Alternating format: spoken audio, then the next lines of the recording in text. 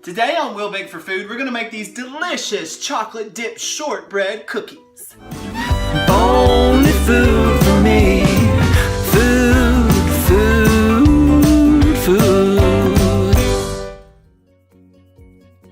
Welcome back to Will Bake for Food. Today I'm gonna show you how I make my shortbread cookies that have orange in them, and also we're gonna dip them in chocolate so that they're delicious and delectable. You can find a list of the ingredients and the full set of instructions on my Will Bake for Food blog.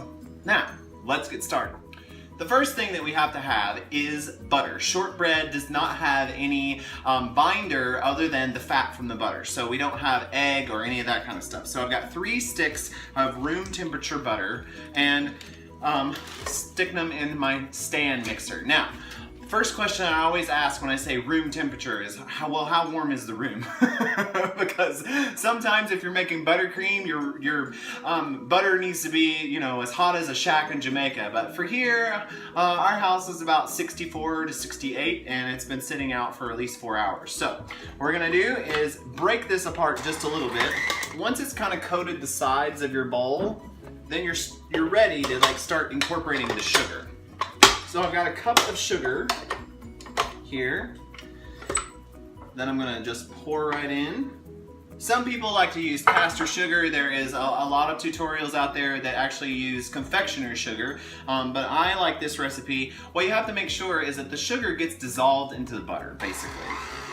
So, and this is pretty much the standard way that you make any cookie, but this has more butter to sugar ratio. Right, I'm gonna scrape down the sides of my bowl. Now this mixture is pretty much our wet mixture. Now the next thing that I'm gonna put in is a teaspoon of vanilla extract. And then I'm also gonna put in 2 teaspoons and a little bit more, because I spilled a little bit extra in my ramekin here. 2 teaspoons of orange extract that will go in with that. Now, I tried this recipe several times, and you pretty much just can't replace the vanilla with the orange. You have to have them both. So, I'm gonna get that going. And this is all of our wet ingredients. Now, I have 3½ cups of all-purpose flour that I mixed in half a teaspoon of salt. Now, I'm using salted butter. A lot of people that bake don't like to use salted butter, but I found a butter that I always pretty much use the same kind, so it has the same amount of salt, and I've adjusted all my recipes to that. So if you really are, dead set on that, use unsalted butter and maybe up your salt just a little bit. Now, we have to go pretty slowly with this or it will be all over your kitchen. So once the butter starts to absorb into the flour, your mixer is going to grunt just a little bit. So once it gets gathered onto your paddle, we're good to go. Now this is a really dough that has to chill. So what we're gonna do is pour it out onto a lightly floured surface here.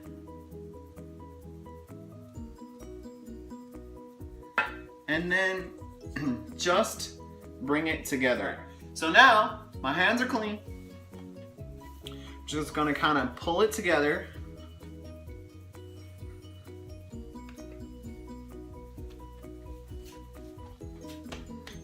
And pat it into, I'm gonna use a rolling pin later, and I want it to be more of a rectangle, so I'm gonna try to go ahead and shape it into a rectangle shape now, so that after it's chilled, it doesn't crack a crazy amount, and it's already kinda in that shape. Now what we do is cover this with saran wrap and put it in the refrigerator for at least 30 minutes. The best part about this recipe is once you get it chilled, you could cut it in half and freeze it, or you could freeze the whole thing, thaw it out at a later date overnight in the refrigerator and make it. So you can do this in several stages, and especially for the holidays, it'd be really great to do ahead of time. So I'm gonna wrap this up, put it in the fridge for at least 30 minutes, and I'll show you what it looks like when we're on our next step. It's been about an hour and a half, and my dough is thoroughly chilled. I've unwrapped it with a plastic wrap, and what I'm gonna do now is cut it into half,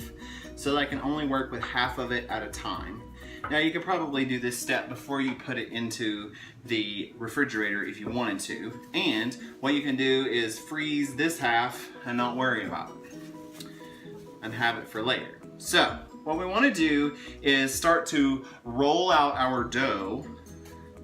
I've put some flour down and I'm going to put a little bit of flour on my rolling pin. Just gradually from the middle out, start to flatten out your dough. Now, it's going to break apart a little bit, but that's okay. Just go pretty slowly.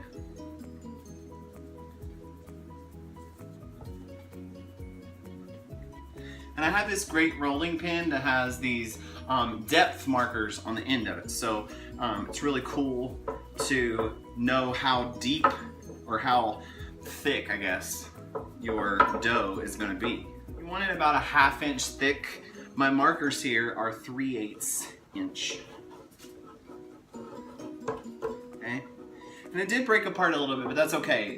That's happened every time, and they are still delicious. So, now I've got a little pile of flour over here, and I've got my cookie cutter. So I'm just gonna rub my cookie cutter in my flour and cut it out. Right? Now, we've floured our surface, so there's quite a bit of flour on the bottom. So, my remedy to that is just take a brush and brush it off. If you do this in this step, it also helps loosen it out of the cookie cutter. So, once you get one pan full of cookies, what you can do is take a little turbinado sugar, or some sort of not fine granulated sugar, but some sort of granulated sugar. I like the brown color.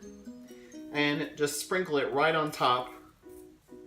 And then stick this in your preheated 350-degree oven for about 20 minutes or so while you get your other pan ready. So after you've finished cutting all of your shapes out, remember you've got a round circle, so you're gonna have some scraps. What I like to do is just bunch them all back up, and then with the heat of your hands, they'll kind of go back together again, right? But don't get them too warm, because you just want it to kind of come back together. The butter will melt a little bit and draw back together, and then you can roll it out again the way that you had before. I like to rotate it, try to keep it as squared as possible. Okay, then just continue to cut. Okay, so what I've done here is taken my baked cookies out of the oven and let them cool completely on a wire rack. And then I cut about 8 ounces of chocolate and put it in a double boiler and let it melt. Now, after these were off of the pans, I kept my parchment paper because I'm going to use that right now. I have to say that if you want to stop at this instance and you don't have any chocolate or anything like that, the cookies are complete and they do not need the next step. However, this makes them awful delicious. So, what we're gonna do is, I've just melted about 8 ounces of chocolate, and I'm gonna take my square here and stick a corner in my chocolate, and then place on your parchment paper, and let it cool and complete. And that's all there is to it. These are my shortbread cookies. Thank you so much for watching We'll Bake for Food. Only food